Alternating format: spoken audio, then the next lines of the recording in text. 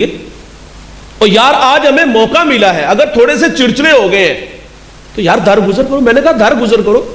وہ کہتا مولانا میرے ذہن میں ایک ترکیب آئی ہے۔ میں نے کہا جی فرمائی۔ وہ کہتا میں اپنی ماں کا نکاح نہ کر دوں۔ میں نے کہا تیری والدہ کی عمر کتنی ہے؟ تقریباً اس نے مجھے بتائی 55 یا 60 سال۔ میں نے کہا ظالم جوانی تو تیرے نام لگا دی، جب سہارے کی ضرورت تھی تجھے سہارا سمجھا اور تجھے بڑا دیکھنے کا خواب دیکھا، لوگوں کی مزدوریاں کی، گندی نظروں کی شکار بھی ہوئی ہوگی، اور آج اپنی عیاشیوں کے لیے ماں کو گھر سے نکال رہے۔ اگر یہ دنیا سے روٹ کے گئے تو عرش کا رحمان ہم سے ناراض ہو جائے گا۔ میرے نبی فرما دے الا انبئکم باکبر الکبائر، صحابہ میں تمہیں بڑے بڑے گناہوں کی خبر نہ دوں؟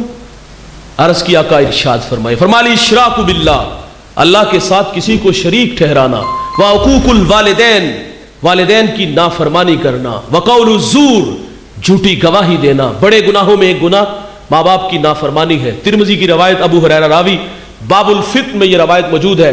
آقا فرماتے جب میری امت میں 15 بری خصلتیں آ جائیں گی، ریحن حمراؤ، امت انتظار کرے سرخ آندھیوں کا، وزلزلات، زلزلوں کا، انہیں زمین میں دنسا دیا جائے گا اور آسمان سے بھی تابڑ توڑ حملے ہوں گے۔ وہ 15 بری خصلتیں کون کون سی ہیں؟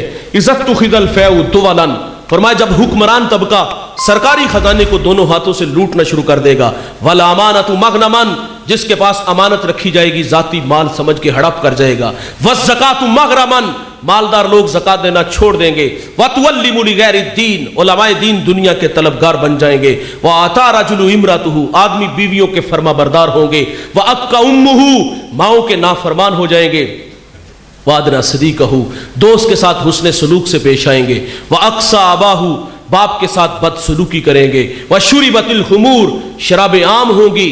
اس امت کا اول آخر پہ لان تان کرے گا۔ پھر کیا ہوگا؟ سرخ آندیاں چلیں گی، پھر کیا ہوگا؟ زلزلے آئیں گے، پھر کیا ہوگا؟ زمین میں دنسا دیا جائے گا، پھر کیا ہوگا؟ آسمان سے یالا باری ہوگی۔ کب جوانوں؟ جب ماں باپ دکھی ہو جائیں گے۔ کب جوانوں؟ جب ماں باپ اولاد کے رویوں سے نالا ہو جائیں گے۔ پھر رحمت خدا بندی روٹ جائے گی اور ناراضگی کے اظہار مختلف صورتوں میں ہوں گے۔ ایک صحابی نے حضور سے عرض کیا آقا قیامت کب آئے گی؟ کوئی نشانی ارشاد فرما دے۔ تو میرے نبی فرما دے جب مائیں ذلیل ہو جائیں گی۔ اور یہ گھر گھر کی کہانی ہے۔ میرے ایک ملنے والے تھے، اترا ہوا چہرہ ہے۔ میں نے کہا خیریت؟ پھوٹ پھوٹ کے رونے لگے، کچھ آنسو تھمے تو میں نے کہا کچھ بتائیں گے؟ تو مجھے فرماتے آج بیٹے نے منہ پہ تھپڑ مارا ہے۔ میرا ہاتھ پکڑ کے سر پہ رکھ دیا، قریب تھا کہ پھٹ جاتا۔ اچھا میری دوبارہ پھر ملاقات ہوئی ان سے، انہوں نے یہ میری باتیں سوشل میڈیا سے سنی تھی، تو میں نے پھر آپ دیدہ دیکھا۔ میں نے کہا ظالم نے پھر تو نہیں مارا؟ تو مجھے کہتے اس نے تو کچھ نہیں کہا، تیری باتوں نے دکھی کیا۔ میں نے کہا میں نے آپ کو کیا کہا؟ تو کہتی میں نے تیری یہ باتیں سنی ہیں ساری، تیرے سامنے بہت سارے لوگ بیٹھے تھے، تو کہتی مجھے خوف سا آنے لگا، دل ڈوبنے لگا کہ اتنے لوگوں میں سے کسی نے میرے بیٹے کو بد دعا نہ دی ہو۔ میں نے کہا ظالم تو تھپڑ مارتا ہے اور وہ تیری زندگی کی بھیک مانگتی ہے۔ اچھا پہلے ماں باپ ڈرتے تھے یہ کہیں گھر نہ چھوڑ دیں، کھانا کھانا نہ چھوڑ دیں۔ اب ماں باپ کا یہ ڈر نہیں، اب تو ظالم اچھے ہوٹلوں سے لا کے سامنے بیٹھ کے کھاتے ہیں۔ اب ماں باپ خوف زدہ اس لیے ہوتے ہیں، ڈرتے اس لیے کہ کہیں منہ پہ تھپڑ نہ مار دے۔ کہتے نہیں بچے تو بھونک رہی ہے، کہتے نہیں ہم کہ تجھے تو بات کرنے، ہم کہتے 10 بندے بٹھاؤ، غلط ہوئے تو جوتے کھائیں گے۔ میں ٹوبٹ ایک سے ایک جگہ حاضر ہوا تو ایک بچے سے میری ملاقات دوستوں نے کرائی، یہ تبلیغ کرتا ہے۔ جی میں جی بہت اچھی بات ہے، کہت رجال ہے، کہاں لوگ نکلتے ہیں۔ میں نے کہا بیٹا اللہ آپ کو استقامت دے۔ تو ساتھ ہی ایک دوست نے سرگوشی کی، وہ کہتا ہے یہ باپ کا گستاخ بھی ہے۔ دستار کے ہر پیش کی تصدیق ہے لازم، ہر صاحب دستار معزز نہیں ہوتا۔ بڑی بڑی پگڑیاں باندھ لینے سے بندہ علامہ فاما نہیں ہوتا، بندہ رویوں سے بڑا ہوتا ہے۔ تو میں نے کہا بیٹا یہ تو بہت بری بات ہے۔ وہ کہتا ہے مجھے بھی بٹھائیں، والد کو بھی بٹھائیں، میں غلط ہوا تو جوتے کھاؤں گا۔ میں نے کہا شرم کرو۔ خیر کوئی 1-2 بات کی تھی کہ اس کی دماغ میں یہ بات دل میں اتر آئی۔ وہ کہتا وہ نہیں مانے گا۔ میں نے کہا جاؤ یار ایک دفعہ۔ واپس آیا تو آنکھیں برس رہی تھی۔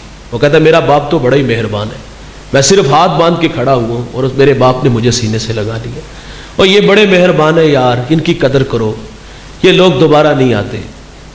میرے نبی فرماتے جنت تمہاری ماں کے قدموں تلے ہے، اور عملاً رسول اللہ نے ہمیں کر کے بھی دکھایا۔ مصلی پہ کھڑے ہیں، تا حد نظر اصحاب ہیں، آنکھوں میں آنسو اترائے اور فرماتے کاش کہ آج میں محمد کی ماں زندہ ہوتی۔